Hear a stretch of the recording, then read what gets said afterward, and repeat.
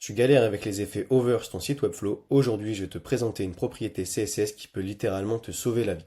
Cette propriété, c'est le targeting et ça te permet de choisir avec précision les éléments que tu veux affecter par l'état hover dans une carte par exemple. Donc tu vois, ici, c'est ce que j'ai fait. On a notre service cards et lorsque la souris survole cet élément, on a seulement le service icône container qui est animé.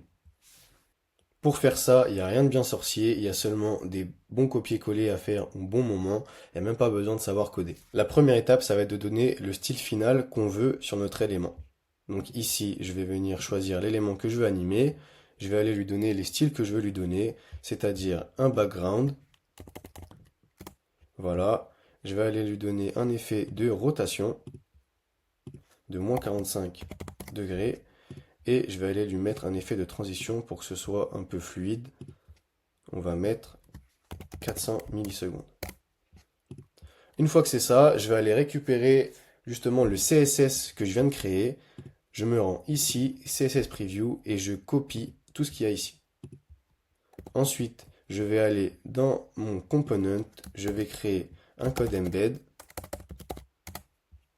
je colle tout, et je vais supprimer ce qui ne m'intéresse pas. Vous pouvez mettre plusieurs propriétés CSS, plusieurs classes qui seront affectées par le style hover. Moi, en l'occurrence, je veux seulement que le service icône conteneur soit affecté. Donc, je vais retirer tout le reste. Voilà, je fais bien attention d'ouvrir les balises style pour que Webflow comprenne que c'est du CSS.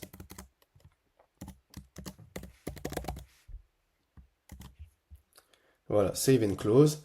Ensuite, je vais aller supprimer tout ce que je viens de créer. Donc, on supprime tout. Hop et hop. Vous pouvez voir que malgré le fait que j'ai tout supprimé, le style reste appliqué. Ça, c'est parce que dans le code embed, en fait, le style CSS est toujours stocké et il prend le dessus. Maintenant, on va passer à l'étape finale déjà. On va aller repérer l'élément qu'on veut être le déclencheur de l'effet hover. Donc pour moi, ça va être service card.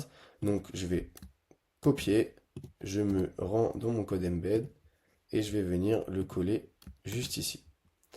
On met un point avant pour indiquer que c'est une classe. Et c'est là que la magie du CSS va opérer. On va mettre deux points over. En fait, qu'est-ce qu'on vient de faire là? On vient d'appliquer la propriété de targeting. Donc, lorsque la card service est survolée, je vais appliquer le style qui est ici. Donc tout ça, c'est les styles. Je vais venir l'appliquer à seulement cette classe-là.